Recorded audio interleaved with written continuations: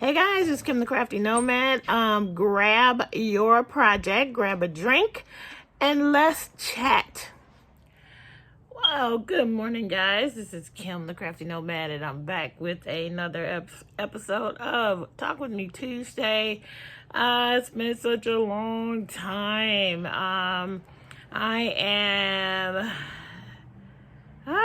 I've been so busy, guys. But let me first say I'm Kim, the Crafty Nomad, and they call me that because I'm all over the place when it comes to my crafting. And today I'm doing a little bit of crochet on this C2C blanket, trying to get it finished. And you can find me on Instagram at Kim the Crafty Nomad. I am, of course, on Ravelry as Pettis Kim Knits. I do have an Etsy shop that we will hopefully get updated at some point, and I will link that down below along with the the Facebook group for this podcast. So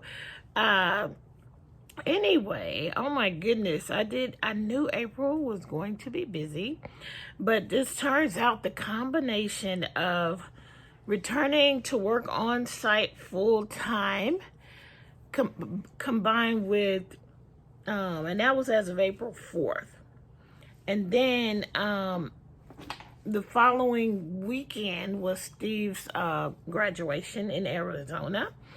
And then the following weekend after that was Vegas so that I could see BTS. And then the following weekend after that, my son turned 13 and there was a celebration for that. So all of that is now done. And we are done running around the country. Not really in the sense of there's events coming up over the next few weekends, but just because it's birthday season amongst the 13-year-olds. So Jordan has a really intense schedule, but it's all fun, all good, because even this weekend, his party was this weekend. We took about 10 kids over to Dave and Buster's, had some food, had some fun, and yeah, it was really cool. Kids had a great time. Jordan got a lot of great gifts. But then the very next day, we dropped him off to go to one of his best friend's birthday party. So they're all kind of born around the same time. So lots of parties and that kind of thing. Even another one this coming weekend. But thankfully, you know, he's at the age where a lot of these parties, I just drop them off. But also, he's at the age where we finally feel comfortable enough to do just that. We generally have not felt comfortable just dropping him off at parties. But, you know, at this point, he's big enough. And we are, you know, a little less anxious. I still, you know, get worried, but everything worked out. I just pray over him and let him go. So anyway, so yeah, all of that stuff is over. Going back to work has definitely been a transition. And, you know, I've not been excited about it, you know, to be there. It is nice to see my coworkers. Anyway, it is what it is, and we are hopeful though that we're going to get the opportunity to work at a hybrid schedule where we work on site some days and not on site other days. And so I'm excited to see that develop. But right now we are fully on site. So anyway, so all of these things conspired together to kind of let April get away from me. I haven't done a whole lot, and you know, to be honest, leading up to all of this, and I don't know what triggered it, but that whole dark cloud thing I was experiencing a lot of last year tried to come back, you know. And really, you know, through talking to my friends, talking to my husband, and really, let me just confess, I really hadn't been taking care of my diabetes like I should. And when I went to Vegas, and I just ate a bunch of stuff that I shouldn't have, and my emotions were getting so like very similar to what it was like before I found out that I was diabetic. And oh, by the way, so my glasses right before the graduation just fell apart. And of course, with all the travel, there was just no time to get a new pair. And I didn't know what I was going to do. And then I remembered that and I'm one of those people, unfortunately, I only get new glasses when the old ones fall apart. So it's not like I could go find the old ones and start wearing those. So I was desperate. I was like, I'm going to go to the graduation and be ghetto and excuse that term, but I would be a little bit janky with some taped up glasses. But it got to the point they wouldn't even tape up. And then I realized that the last time I got new glasses, it was also a situation where they broke and you couldn't fix them. You couldn't patch them up. They could not be worn. And so, and I wear bifocals. I just have the progressive lenses so you don't see the line. And when I went to get new ones, they were like, well, I went to one of these places where they get it like right then and there. They can give you some glasses, but excuse me, with the progressive lenses, you can't get them back right away. And so they made me a pair of single vision glasses to wear while I waited for my actual glasses to get done. And that is this pair. And when I went to get my real glasses, I was supposed to give these back. However, they offered for me to keep them for an additional $50. So I went ahead and kept them, and thank God, because these things are the reason why I can still function, even though they are not what I need. I can drive with these. I can see far away with these, but I cannot see up close. So I'm really struggling. And I still haven't called to make an appointment. So that'll be something I'll do today. But anyway, back to the other stuff. So yeah, I was like talking about things and almost welling up in tears, and that's really not me. And it just clicked that that's how I was when my blood sugar got too high, and I was really a basket case. So I was like, Steve was like, when's the last time you tested? I was like, I haven't. So I went ahead and tested. Oh man, what is this? I'm messed up. I'm gonna have to pull the way back. Well, that's not too far. Okay, it's not too far. And make sure there's no other mess ups. I think it's just that one, so that's okay. It's not too far to pull back and get it fixed. Anyway, so I tested my blood sugar, and I got scared to death at how high it was. And, then I just was like, okay, I got to get it together. I got to stop this. I'm terrible at taking medicine, unfortunately. In general, I'm just really bad at it. I will tell you a story, but it's probably TMI, so I'm not going to tell you about what I was like as a... I won't even go there. I'm not good at taking medicine. That's it. Let me just leave it right there. Taking pills is not my thing. I forget. I don't remember to take even supplements and all that stuff. So really, I wasn't doing great with my medicines. And then a combination of eating poorly. And then, all of that conspired to, my blood sugar was so high. When I saw the number, I just completely freaked out. Started taking my medicine, went a little bit overboard, got sick to my stomach. I mean, it's been a whole thing. But I feel like now that I am back on track, regularly taking the medicines, blood sugar has definitely come way down, thank God. And, the day that I got that really high number, I had ingested quite a bit of taffy. So I think that high number was not something that I was living with, but it was definitely, there were signs that it was getting really high. Not just my emotions, but some physical signs as well. And all of that has gone away because I'm back on track. The only thing I get to add back in is my exercise.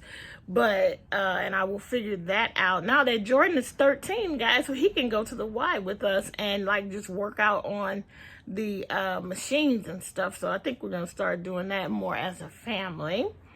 But anyway, so he doesn't have to go in childcare, you know, if we go to the Y. Anyway, so that is my confession. I was a mess. So the dark cloud, I realize, is probably also connected to some of my emotion, and it may, I mean, some of my blood sugar issues, and you know, I'm a woman of a certain age, and therefore, you know, hormones are going a little bit trying to, you know, shut down, and I think they pretty much shut down. But you know, TMI again, since I had a hysterectomy when I was in my late 40s, I don't have that sign to know that I'm truly finished in menopause, and that's it.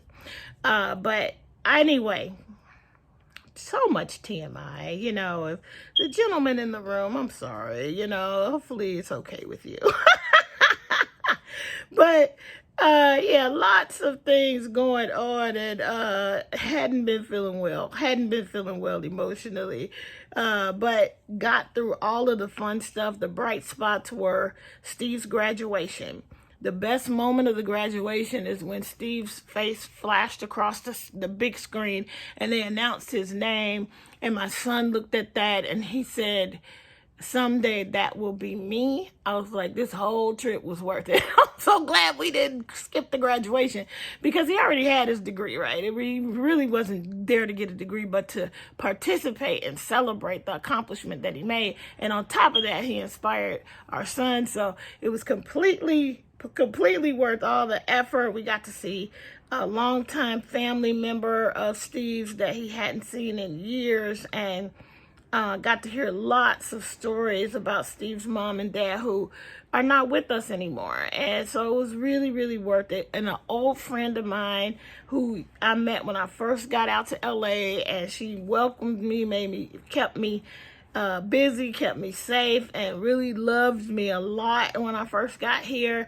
And she is from Arizona, and she was 2 hours away from us, but she and her husband drove to see us, and that was fantastic. She got to meet Jordan. She had only seen him on Facebook, so that was great. And then what else? Oh, so that was wonderful. Then the following weekend was the BTS concert, and you probably have seen some of my video. If you, I know, did I put it? Yeah, follow me on Facebook or Instagram. You've seen some of my video from that experience. It was amazing. But the bright spot of that was my friend's 7-year-old daughter, which I didn't put her up on social media, but she was amazing. I got to fangirl with a 7-year-old over BTS, and you know, it just keeps you young, right? And she was so excited, and she was so amazing. It was just wonderful. She it was you know how Christmas is way better when you have kids. That's how this was. When kids are involved, even if they're not your kids at Christmas, you know, I remember when my niece came home, and those first Christmases when she was 6 or 7 years old, with her in the house, so much better than all the Christmases before. And so having my friend's daughter, it was just, you know, to be fangirling with a 7-year-old. People behind us were also enjoying her because it was her first concert, and she just kept saying, "I can't believe I'm here. I'm so excited." Yeah, here's another mistake, but we're going to let that one be. I'm not pulling all the way back to there. Anyway, she and I, you know, there are 7 members of BTS, and most people, as much as we love all 7 of them, most people have a favorite. And me and her happen to have, she has 2 favorites. And me and her happened to have the same favorite. So every time he came on the screen, she would tap my hip because that's her height. And she's like, there he is, there he is. And I was doing the same thing with her. And I just had a blast with her. So that was the highlight there. And then the following weekend was just amazing to see my son, you know, become a teenager, guys, a full-on teenager. So, you know, pray for us now. No, I'm just gonna claim that we're gonna have good teenage years. Anyway, wait, what did I just do?